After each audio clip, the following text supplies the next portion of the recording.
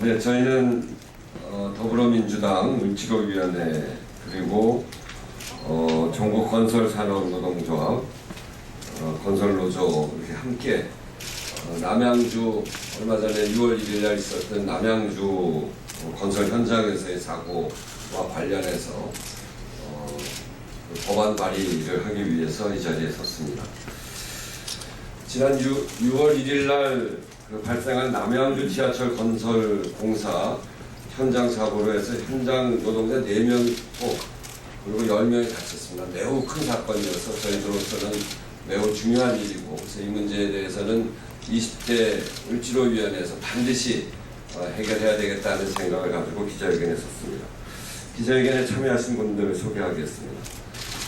남양주 현장 사고의 책임의원으로 현장에서 그동안 애를 써주셨고요. 그 지역의 국회의원이신 김한정 의원이십니다. 그리고 오늘 제출할 건설산업기본법 일부 개정 법률안을 제출하실 이하경 의원님 함께 하셨습니다. 건설 노동자의 고용 개선 등에 관한 법률 일부 개정 법률안을 제출하실 송옥주 의원 함께 오셨습니다. 건설산업연맹위원장이신 백석근 위원장님 이 자리에 서 계십니다. 건설노조 수석위원장인 이현철 위원장님 함께 오셨습니다. 그 산업재해 사망자가 매해 1000명, 2000명 이렇게 현장에서 돌아가시고 있습니다. 그 중에서 건설 부분에서 돌아가시는 사망하는 중대재해의 피해자가 거의 50%에 달하고 있습니다. 그 이유가 무엇이겠습니까? 미국이나 영국 그리고 독일 이런 나라는 이 하청 건설 산업에 있어서 원청이 직접 시공하는 게 30%에서 70%까지 많은 부분을 원청이 시공합니다. 우리나라는 전혀 그렇지 않습니다. 이번 남양주 사고만 하더라도 포스코가 맡아서 포스코가 직접 일하는 것은 거기에 하나도 없습니다.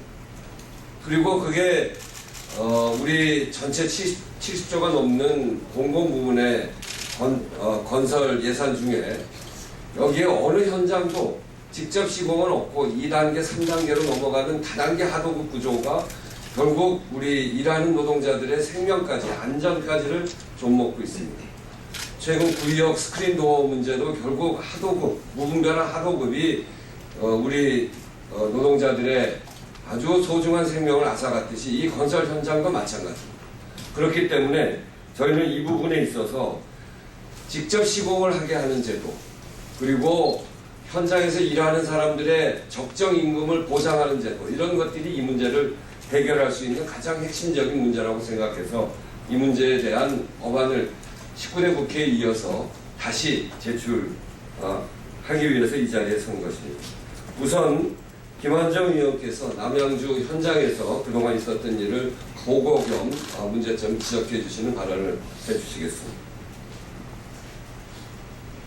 네, 안녕하십니까. 남양주을 더불어민주당 국회의원 김한정입니다.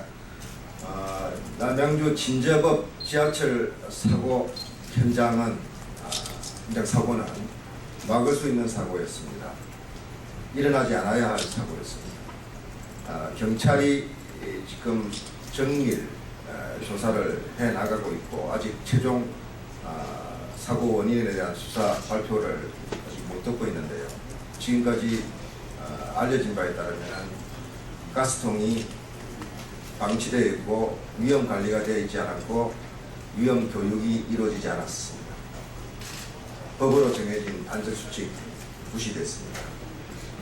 건설업의 고질적인 하도급 이런 구조가 빚어낸 사고였고 또 그런 위험에 방치된 채 작업해야 되는 우리 국민의 생명이 지금 바로 노출되고 또 비극적 희생으로 이어진 사고였습니다.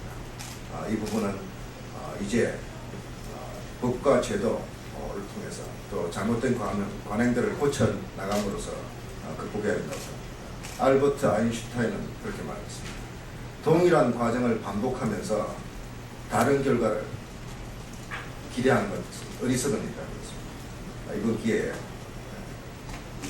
막을 수 있는 안전, 잘못된 건설업의 관행을 바로잡는 그런 계기가 됩니다.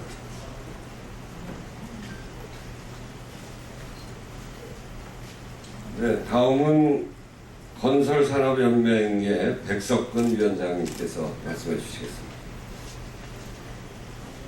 네, 안녕하십니까. 노동조합에서 나왔습니다. 요번 남양주 진접선 이 사고를 보면서 2008년도에 새해 벽두부터 저희들을 놀라게 했던 이천 냉동창고 40명 사망 사건을 기억 안 할 수 없습니다. 그때 당시 법인인 기업체가 처벌받은 게 벌금이 2천만 원입니다. 그리고 그 사업주한테 처벌된 돈이 2천만 원입니다. 다 합해서 4천만 원. 40명의 죽음에 대한 사업주 처벌의 벌금 액수입니다. 이러한 부분들이 지금 엊그제 남양주 사건의 또 하나의 이유가 된 것 같습니다. 이 솜방망이 처벌, 그리고 건설 현장의 분명한 산업재해에 대한 처벌에, 사망에 대한 처벌에 대한 권한을 공안부가 가지고 있습니다. 검찰이. 이때까지 이 공안부서에서 이런 사망 사건에 대해서 사업주 처벌에 구속을 해본 적이 없습니다. 이게 우리의 현실입니다. 이 자리에서 남양주 진접선 이 사고의 4명의 우리 건설 노동자들의 명복을 다시 한번 빌면서 이 처벌에 대한 부분에 심지어는 기업 살인 이런 부분에 법적인 부분에 도입이 있어야 될 것 같습니다. 또 하나 좀 전에 원식 위원장님께서 얘기했듯이 작년에 저희들이 적정임금과 직접 시공과 관련된 부분에 을지로위원회와 법제화를 시도를 했습니다. 19대 국회에서 이미 폐기가 됐지만 20대 국회에서 이 부분을 다시 한번 살려서 진정한 현장의 안전과 건설 노동자들의 참 삶을 위해서 노력할 예정입니다. 아무튼 노동조합의 이런 활동들이 지금 현재는 공안에 의해서 노동조합 활동이 부정되고 있습니다.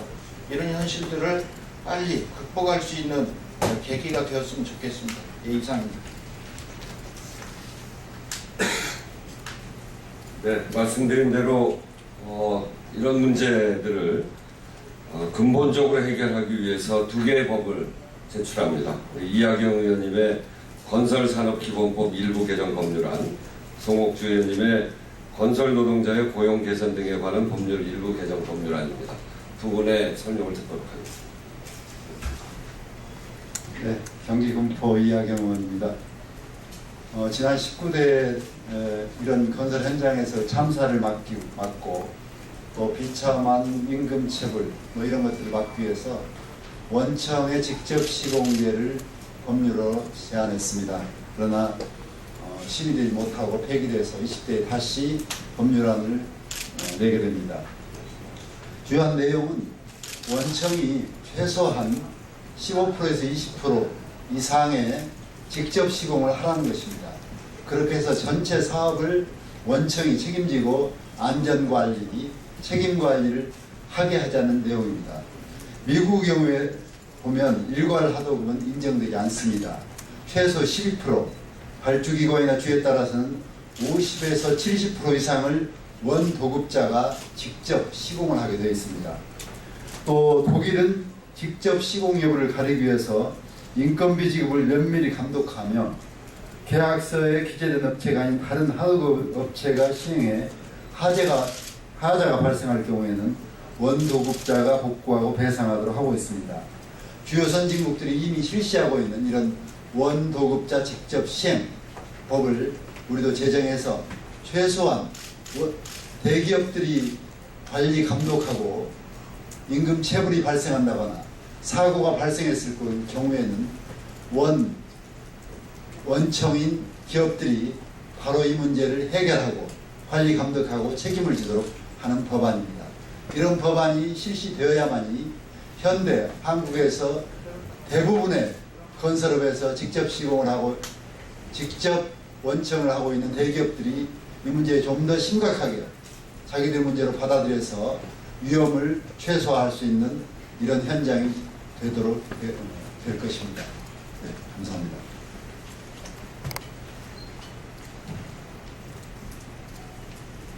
예, 건설 노동자의 고용 개선 등에 관한 법률 일부 개정 법률안을 발의하게 된 송옥주입니다. 이 법은 적정임금에 대한 부분입니다. 그래서 이 법에서 다룰 수 있는 내용은 국가나 지방자치단체가 건설업에 한해 임금액을 결정하고 재하도급을 자제하는 그런 적정임금 제도를 도입하는 법입니다.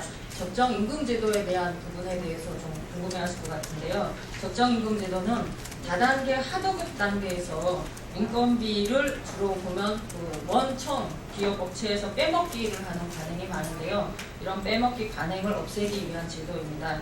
그 결과 발주 시에 원래 산정된 그런 인건비 발주비가 전액 근로자에게 임금으로 전가되는 부분으로 임금 상승을 이룰 수 있고요. 또 한 가지는 저희가 다단계 하도급 구조에서 저임금 구조가 결국엔 고위험을 불러오고 부실시공을 불러오고 결과적으로는 국민의 안전을 위협하고 있습니다. 그래서 이런 제도를 도입함으로 해서 결과적으로는 국민의 안전을 보장할 수 있는, 보호할 수 있는 좋은 제도라고 생각합니다.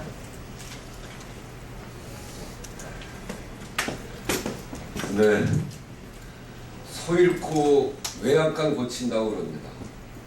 근데 우리 사회는 소 잃고도 외양간을 안 고쳤습니다. 못 고친 게 아니고 안 고쳤습니다. 바로 기업들의 이윤 때문에 그랬습니다. 왜 현장에서 이렇게 사람들이 죽어나가는지 너무나 분명한 거 아니겠습니까? 그 하나하나를 보면 무슨 안전수칙을 못 지켰다 이렇게 이야기합니다만 안전수칙을 지킬 수 없는 구조를 우리 사회가 갖기 때문에 그렇습니다. 스크린도 그 문제 그렇죠. 2인 1조로 가야 되는데 2인 1조 못 간 그 안전수칙을 노동자들이 지키지 못했습니다. 그거 탓하시겠습니까? 2인 1조로 갈 수 없도록 만든 구조, 그것이 문제죠.